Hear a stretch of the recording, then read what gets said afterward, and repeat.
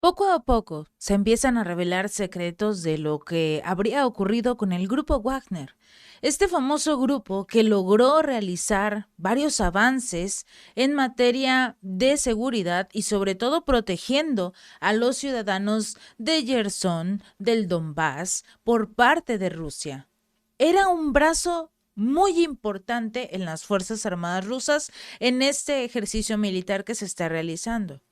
Pero parece, y de acuerdo con algunos datos, que sería el líder de este grupo quien traicionaría a Vladimir Putin.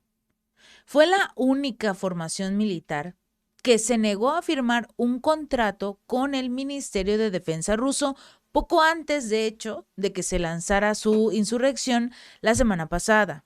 El alto parlamentario ruso Andrei Kartapolov, en declaraciones a varios periodistas, confesó que encabeza el Comité de Defensa de la Duma Estatal, por lo cual tiene información para explicar que varios días antes del motín de Wagner, el Ministerio de Defensa ruso habría declarado que todos los grupos militares que estaban al frente de la batalla tenían que firmar contratos con él, describiendo la política como absolutamente correcta, pero sobre todo para evitar que se salieran de control, para evitar que empezaran a hacer acciones como los ucranianos, crear estas cámaras de tortura en las cuales varias personas han perdido la vida. No se tiene un número exacto, pero como explicamos en un video a través de Gaby López Informa, precisamente la ONU tiene información de lo ocurrido.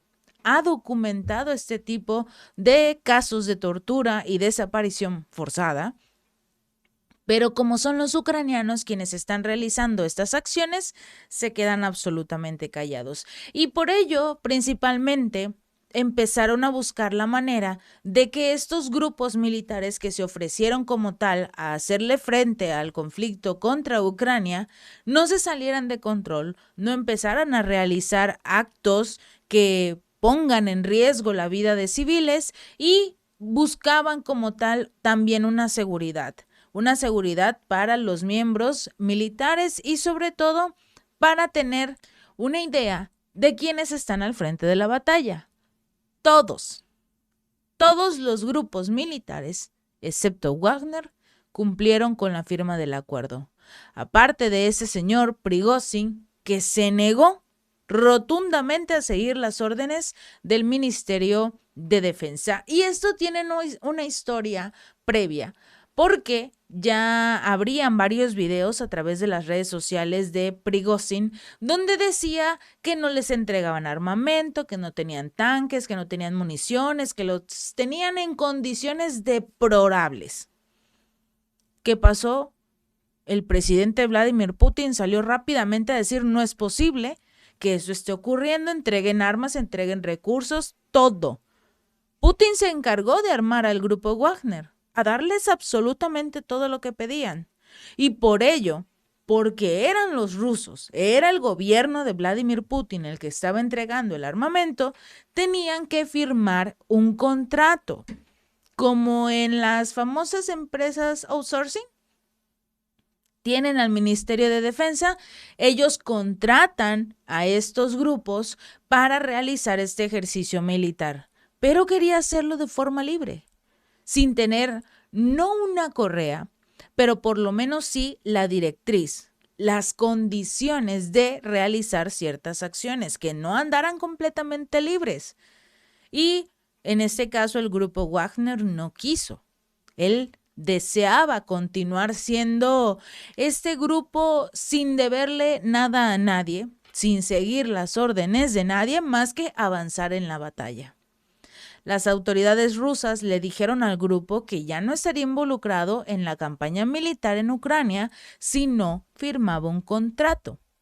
Esto significa que no habría más dinero, ni recursos financieros, ni mucho menos materiales. Y para el señor Prigozhin, el dinero es un factor muy importante, tal vez incluso decisivo, para su lealtad. Era lo que comentábamos en videos anteriores.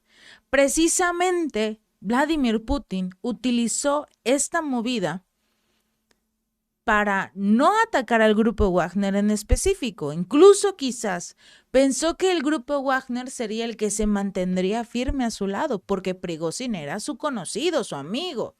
Y de la noche a la mañana, resulta que no, que fue el primero y el único en brincar. El resto de los grupos militares que firmaron este contrato demostraron la lealtad con Rusia, la lealtad con el gobierno de Vladimir Putin. Y Prigozhin perdió la prueba. Como resultado, la amenaza de desfinanciamiento, las ambiciones excesivas y quizás estúpidas, como comenta este diputado, y un estado agitado emocionalmente resultaron en esta alta traición y el engaño de los hermanos de armas de Prigozhin, porque prácticamente les vendió la idea de que los habían traicionado, que los habían atacado y que por ello estaban realizando este motín. Fue el jefe del grupo Wagner el que lanzó el motín, y una vez que se realizaron ciertas llamadas para enviarles a aquellos hermanos de armas del jefe de Wagner que prácticamente los estaban utilizando, que no era lo que les habían dicho de un ataque en contra de Wagner, no. Les explicaron lo sucedido y por ello rápidamente el motín, como lo llaman, acabó. Prometieron represalias.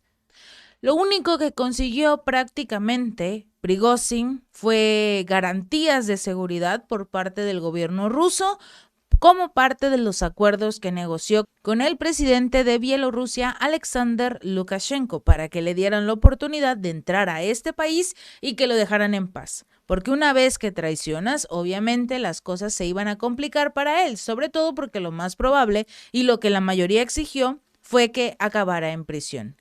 Poco antes del inicio de esta insurrección, el Ministerio de Defensa ruso había anunciado que más de 20 organizaciones de voluntarios rusos involucradas en las hostilidades con Ucrania habían firmado estos contratos y que habría sido Prigozhin quien se negaba a hacerlo, alegando que su grupo es una entidad altamente eficiente que está orgánicamente integrada en el sistema general, por lo cual no le debe nada a nadie.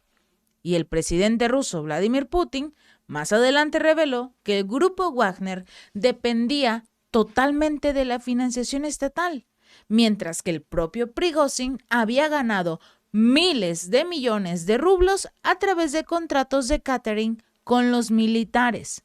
Pero Putin, a pesar de todo ello, elogió a los servicios militares y de seguridad rusos por detener esta guerra civil de manera efectiva.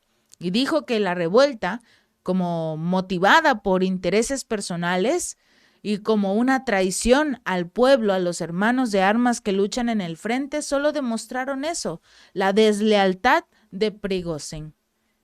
Finalmente, este fue un movimiento muy estratégico por parte de lo que es Rusia, de Vladimir Putin. Te quitas de encima a las personas desleales y sobre todo va a ser un movimiento.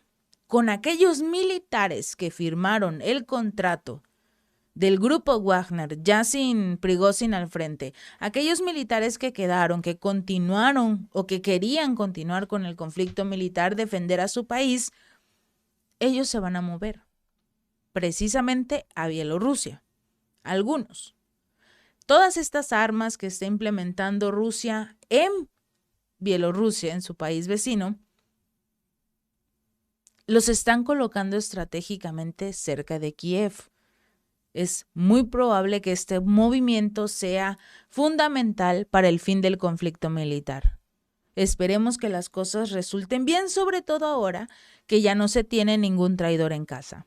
Si este video te gustó, no olvides darle like y compartir. Nos vemos la próxima.